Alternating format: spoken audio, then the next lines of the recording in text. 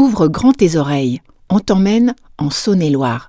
Et pour faire ce voyage, on est accompagné par Chapka Assurance. On les a choisis comme partenaires car ils ont tout pour plaire. Simples et transparents, ils sont réactifs en cas de pépin et en plus, ils sont sympas. Chapka assure tout type de voyageurs, aussi bien les vacanciers que ceux qui partent longtemps pour un tour du monde, un volontariat, un PVT ou étudier à l'étranger.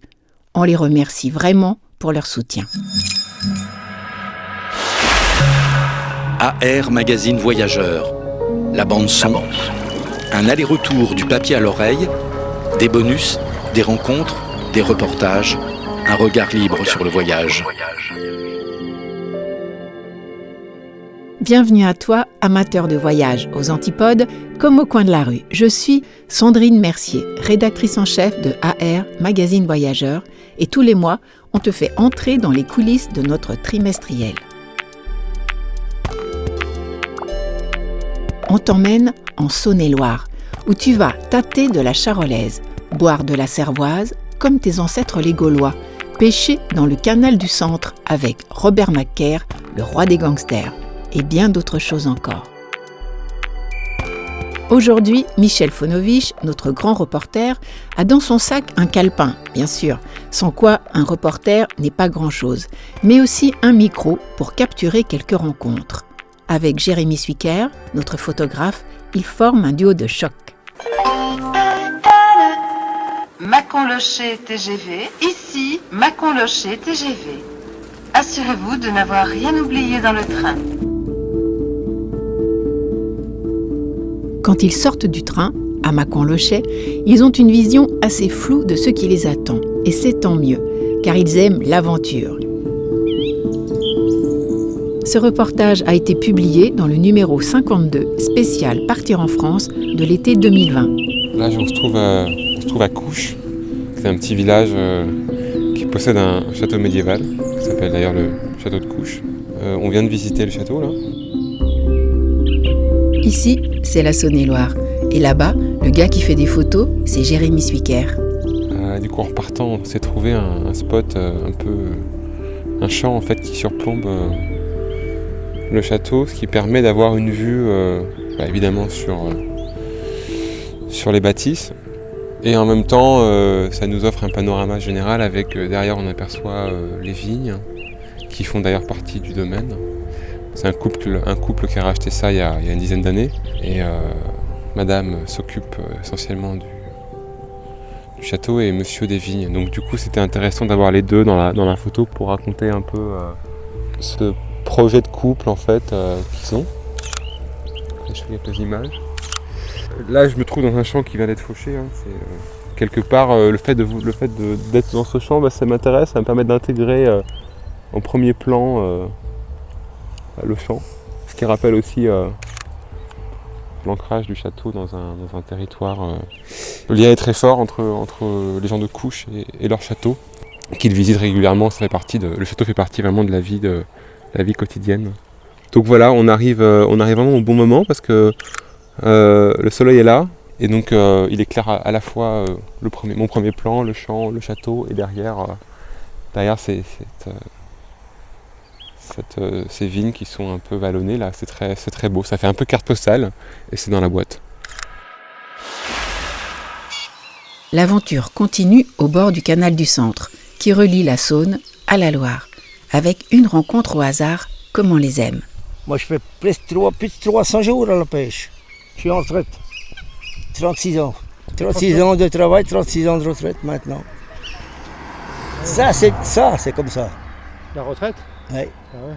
Surtout la retraite en bonne santé. Hein. Ah ouais. Moi je fume jamais, je bois jamais d'alcool. J'ai fait 260 000 km à vélo. Je faisais, si vous connaissez, Pouilly-en-Auxois, Dijon, Monceau. 250. Il faut être passionné de pêche. Il ne faut pas aimer la pêche. Il faut être passionné. Ouais. Mon épouse est là. Il y a 33 ans que j'habite où j'habite maintenant. Elle vous dirait, il n'y a pas un jour que je ne l'ai pas vu après ces Gaules, ces lignes. Tous les jours, hier, puis même ce matin encore, je change tout le temps. Ça va, ça l'embête pas votre femme que vous soyez toujours à la pêche? Ah non, parce que ma femme, elle était disons, elle a des ennuis avec son premier mari, et puis elle en a pas avec moi. Ah, vous êtes un mari modèle. Je ne vous le fais pas dire.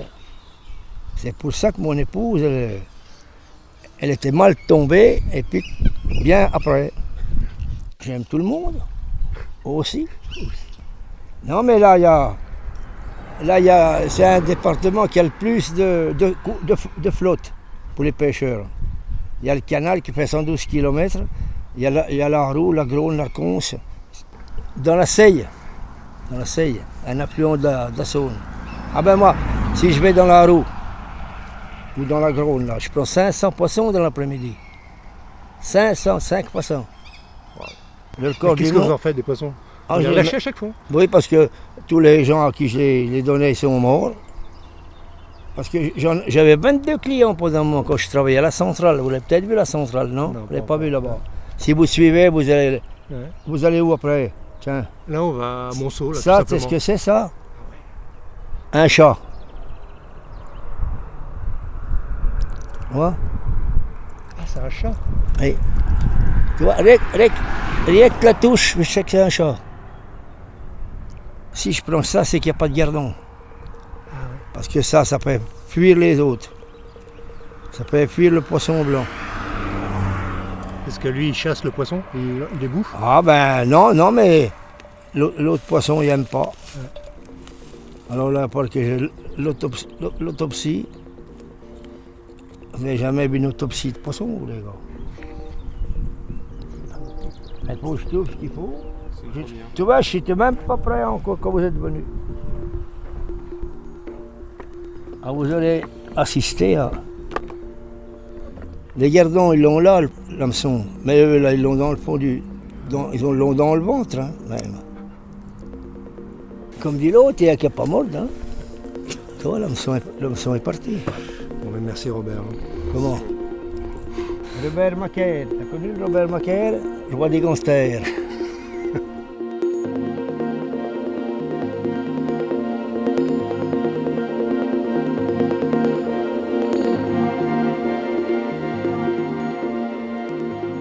Donc là, on se trouve dans le pays du Morvan. On est sur le 3e jour de notre reportage en Saône-et-Loire. Juste avant ça, on était dans le Charolais. Et on a un peu oublié de faire des photos de vaches dans le Charolais, ce qui est une erreur journalistique énorme. Donc on va se rattraper là. On cherche des vaches et on a trouvé un beau troupeau de vaches. Là, ils sont juste devant nous. On dirait qu'elles sont plutôt en mode pause, en mode sieste. Elles sont toutes allongées, donc ce qui m'arrange pas parce que je voudrais faire une photo un petit peu dynamique, ce qui va pas être facile. Mais il y a un bel arbre au fond, donc je vais essayer de construire une image à partir de cet arbre, sachant que le ciel est un peu couvert. Pareil, j'aurais aimé avoir un petit rayon de soleil pour sublimer un peu la scène, mais on va faire sans. Alors, photographier des vaches. Comme ça a l'air de rien, mais c'est pas forcément gagné, quoi. Donc, alors, le problème des vaches, c'est que dès que tu arrives, elles te regardent. Donc on va essayer de s'approcher un peu plus doucement. Je vais faire une première photo pour voir.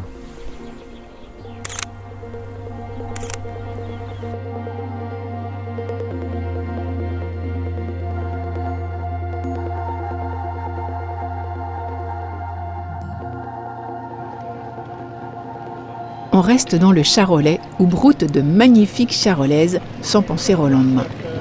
Aujourd'hui, c'est mercredi, jour du marché aux bovins à Saint-Christophe-en-Brionnais, dont la création remonte au XVe siècle.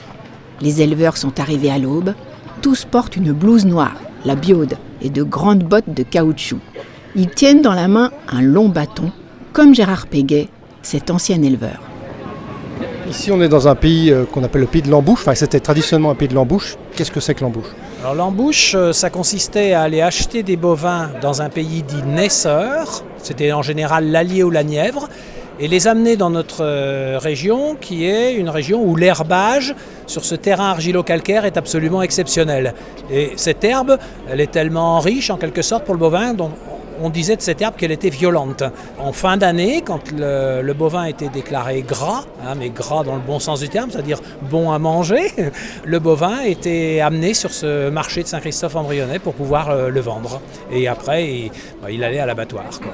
L'embouche traditionnelle, c'est presque terminé. Ouais. Effectivement, les gens, ils sont surtout éleveurs, c'est-à-dire que on est devenu pays naisseur, surtout après les années 1960, lorsque des Italiens, des Belges surtout, sont venus nous acheter de jeunes bovins. Et notamment ce qu'on peut appeler sur un plan général le broutard. C'est le veau qui, tout en continuant d'être avec sa mère, commence à brouter de l'herbe. Mais normalement, c'est le broutard, c'est le mâle et la laitonne, la femelle. Et donc, comme il y avait cette clientèle nouvelle, nous sommes devenus à notre tour pays naisseur. La race charolaise, elle reste quand même la race la plus importante dans le monde. Ah oui. Dans le monde. Et si je prends sur le marché de Saint-Christophe, sur l'année dernière, sur l'ensemble des bovins qui sont passés, 70% étaient de race charolaise. Donc ça veut quand même dire que ça reste heureusement la race dominante et nous sommes le premier marché de race charolaise en France, quoi, bien sûr, de loin. Mais maintenant, on a un peu plus de vaches limousines, d'Aubrac, de Salers, Partenaises, etc. qui viennent un peu compléter, sans parler de tous les croisements.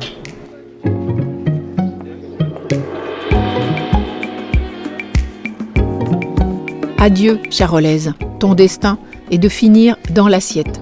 À Charolles, village de 3000 habitants, Frédéric Doucet tient la Maison Doucet, une étoile au guide Michelin. Il a pris en douceur la relève de ses parents avec une ambition, devenir l'ambassadeur d'une région qu'il adore.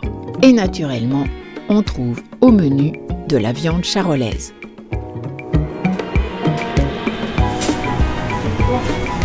Grammes. On la cuit au beurre. Là, on fait une entrecôte pour 2 personnes, par exemple, dans le menu dégustation. Je mets toujours un morceau de gras quand même parce que le client il aime manger le gras. C'est un fixateur de saveur, donc c'est important d'avoir quand même des éléments qui rapportent de la saveur du goût à côté. Et puis, on sert ça avec un condiment herbacé.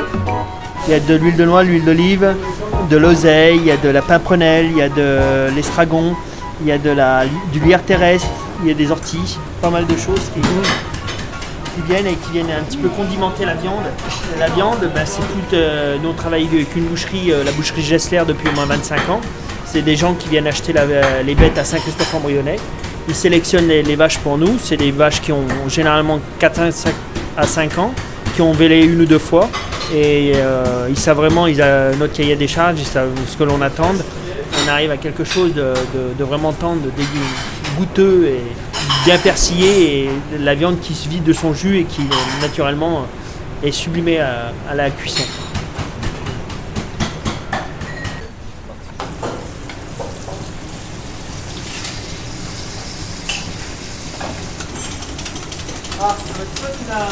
Donc là, l'agneau, il y a des côtelettes.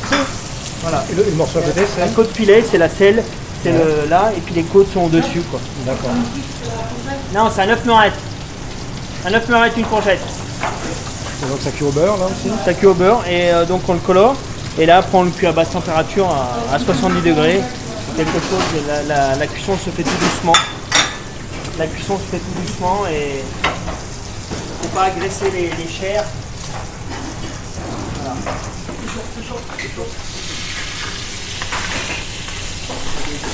C'est comme un sportif, c'est de l'entraînement tous les jours. Ouais. Il y a des réflexes qui sont automatiques. Ouais. Et on est là, on a une concentration. Tout le monde joue sa partition là, de son côté. Il y a des gens qui sont au garde-manger, qui font les apéritifs. Et les pâtissiers, l'entremets où font les légumes.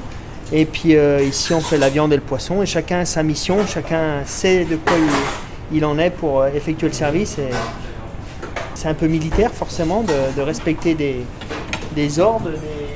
Ici, on a la fleur de courgette. On travaille avec un petit producteur à Champlessis. Et on en a également dans notre jardin la fleur de courgette qui est farcie de courgettes, un sorbet à l'estragon et une tarte à la courgette.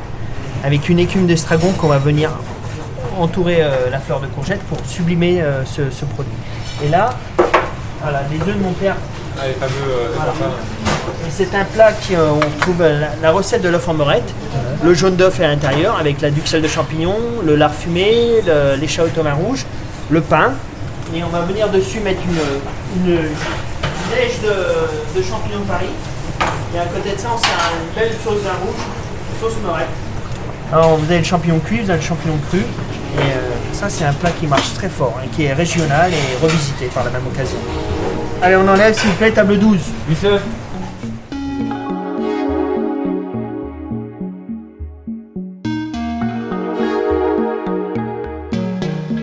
Et maintenant, direction Bibracte. On fait un saut de 2000 ans dans l'histoire. Bibracte, le plus grand oppidum du monde gaulois, ancienne capitale des Éduins, l'un des peuples les plus puissants de Gaule. Pascal Paris fouille sur ce site archéo depuis 22 ans.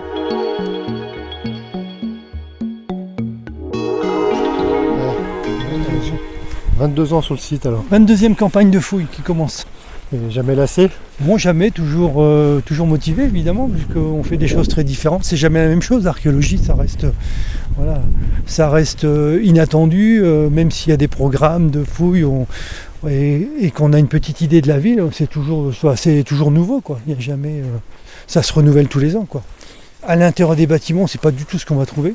Donc on peut très bien avoir une très bonne surprise avec des choses très bien conservées auxquelles on ne s'attend pas du tout. Donc là, c'est l'archéologie, même si on programme les choses pour le travail, les découvertes, elles ne sont pas programmables, quoi. On peut ne rien trouver, comme on peut trouver des choses tout à fait inédites, comme par exemple la découverte d'un puits, par exemple, il y a été quelques années.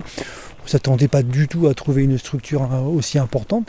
Et puis c'est avéré que ça a été une découverte majeure qui a duré sur 2 ou 3 campagnes de fouilles. Donc tous les ans, des grandes découvertes. Voilà. Et en quoi Bibracte est un site exceptionnel en France et en Europe?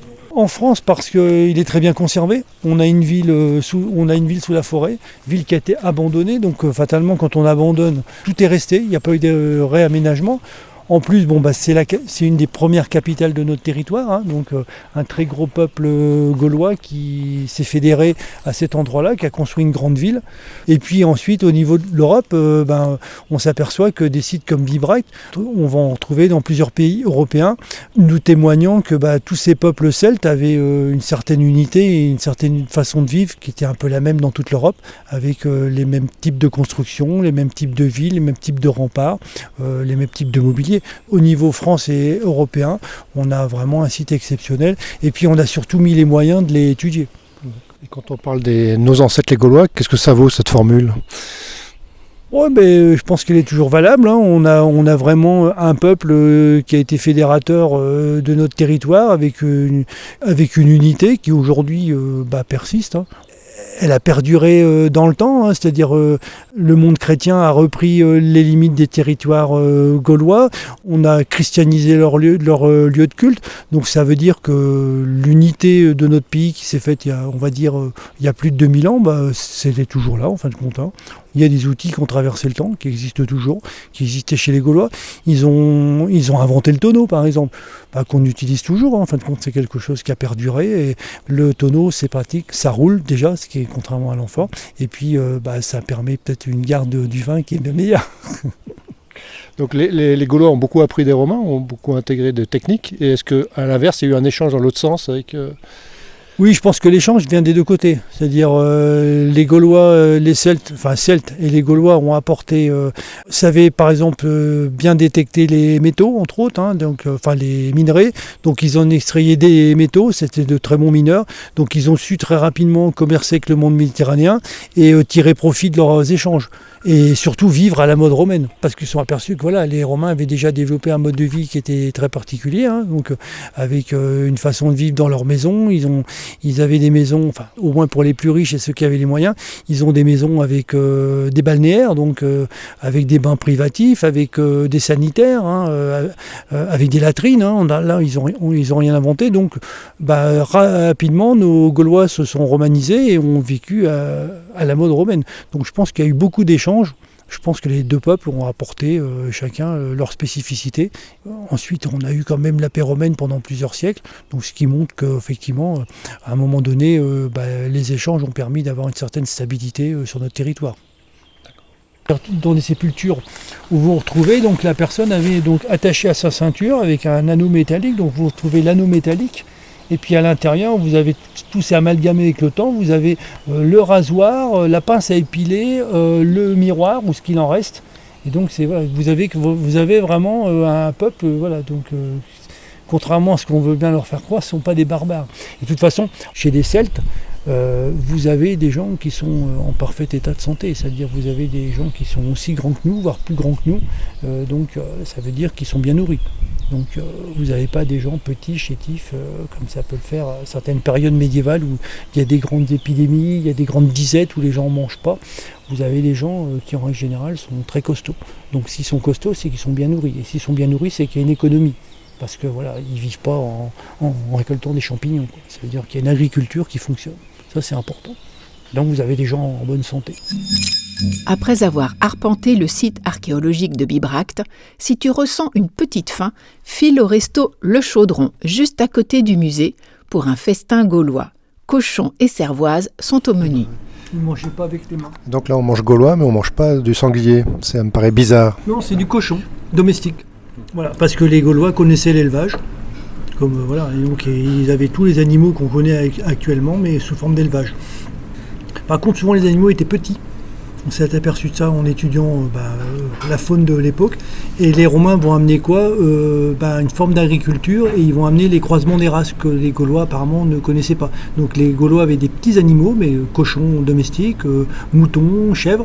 Et les Romains vont amener les croisements, et on va voir progressivement, avec la romanisation, la croissance des animaux. Parce qu'ils connaissaient les croisements, alors que les Gaulois avaient plutôt des animaux. Mais ils élevaient leurs animaux, donc ils mangeaient du cochon, comme nous on mange aujourd'hui du cochon.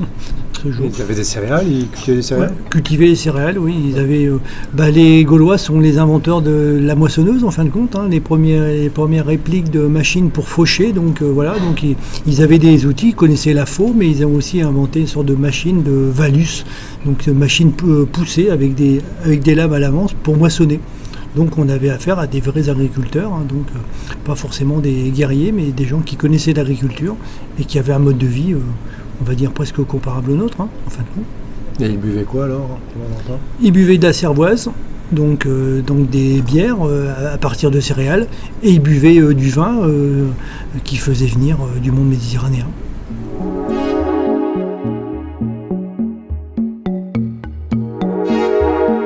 Si la Saône-et-Loire te tente, quelques infos pratiques. C'est beau toute l'année, vallonné, avec des charolaises qui broutent en toute saison. Passage obligé à la maison Doucet, à Charolles, pour se régaler. Il y a aussi la vallée de la céramique et Mont-Solimine pour comprendre l'histoire industrielle de la région. Et n'oublie pas que nous sommes en Bourgogne du Sud, avec des mercurets à déguster au château de Chamiret par exemple, ou des côtes du Bouchois à la cave de Mazenay. L'appellation est encore confidentielle, mais elle mérite vraiment le détour. Alors, qu'est-ce que tu attends ?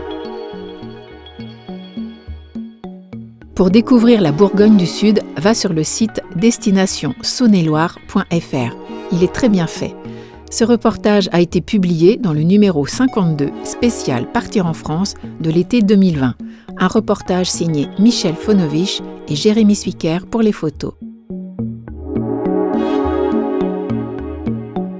Retrouve AR, magazine voyageur, sur ar-mag.fr et sur tous nos réseaux et dans les kiosques, bien sûr. Si tu as besoin d'une assurance, pense à Chapka. Ils sont nos partenaires, sympas, simples et transparents et très réactifs en cas de pépin. Et Chapka assure tout type de voyageurs, en France ou à l'étranger. On les remercie de soutenir Aller-Retour, le podcast. À bientôt pour de nouvelles aventures.